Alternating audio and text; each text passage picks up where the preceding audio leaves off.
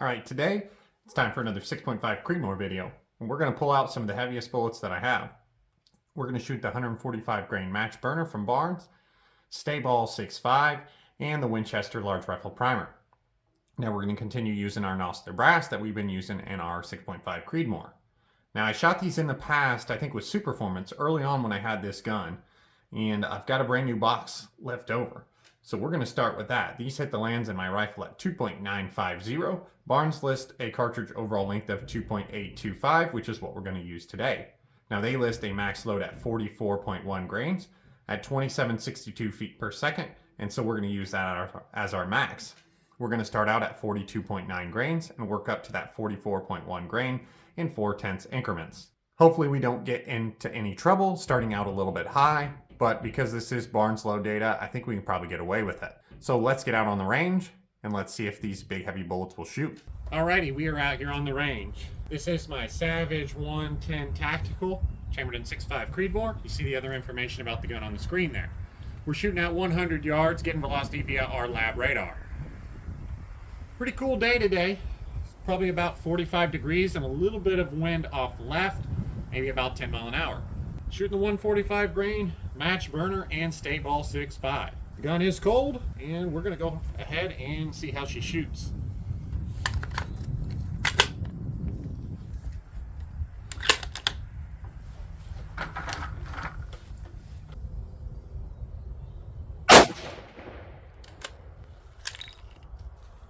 All right, that was 2687, so these may be a little bit hotter than what we thought, because we were only supposed to get up to about 2760 total. We'll find out here if we can shoot all these. All right, so that one dropped way down to 2626.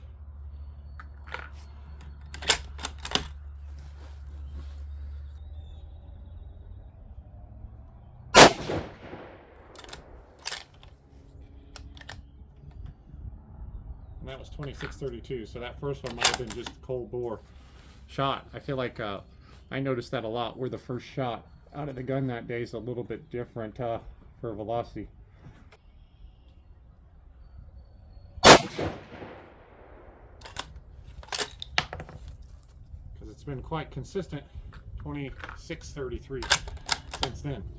Group doesn't look great though. Let's see where this last one goes.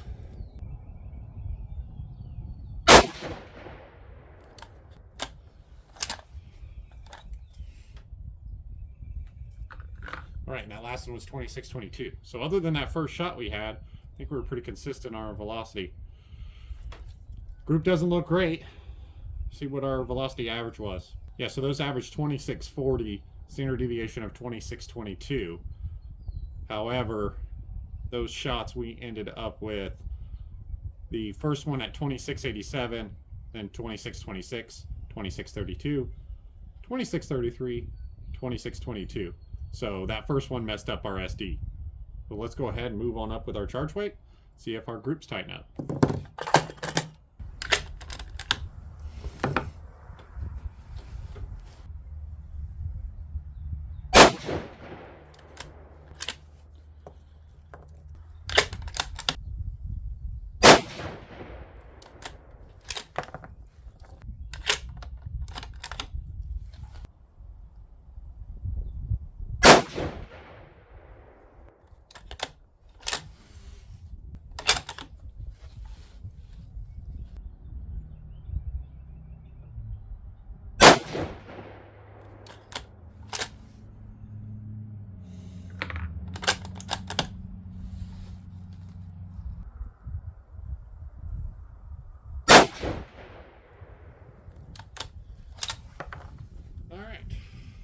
Not the best group in the world. Let's take a look at our velocity numbers. We were 2670 feet per second with a 10.4 SD. So not terrible there. Let's go ahead and move on up to the next charge.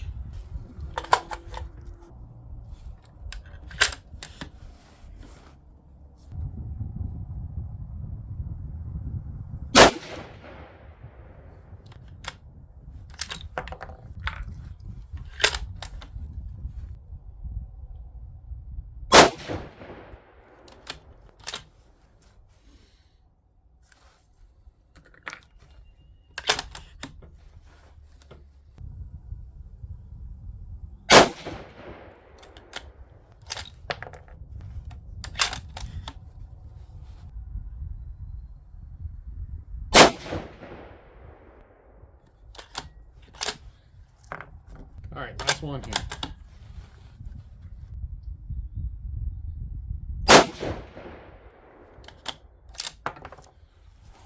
Okay, so those 5 average 2,700 feet per second exactly, and a 9.8 SD.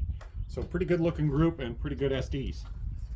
Let's go ahead, and I think we can move up to our top charge. We're right about exactly where Barnes predicted us to be.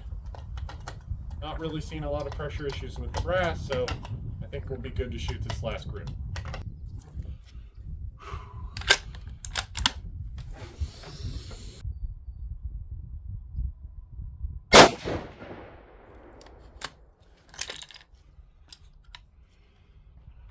First one there was 2735.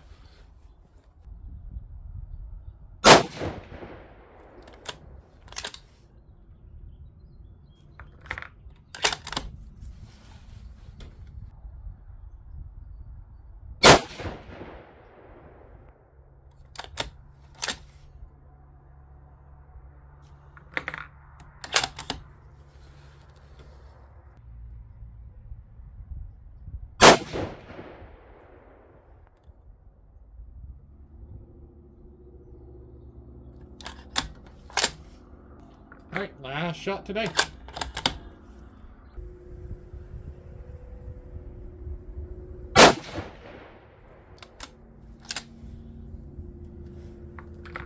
All right, not a bad finish there for those last two groups. See where our velocity was on that last 5-shot group. All right, so those last 5 averaged 2735 feet per second with an 8.6 SD. So good numbers there. Let's get over there and let's take a closer look at the target. Alrighty, taking a look at our brass here, there's really not a whole lot to see. Really can't find any specific pressure swipes on any of this brass. The primers don't look too bad. If you look at the primers from that first load compared to the primers from that last load, they really do look about the same. So don't think we're getting into any trouble as far as our pressure goes, and that makes sense because our velocity is right about where Barnes predicted it. Hopefully with this being a fairly temperature stable powder, we can go ahead and not worry about shooting this top load and getting into any pressure issues in the future. Alrighty, so taking a closer look at our target.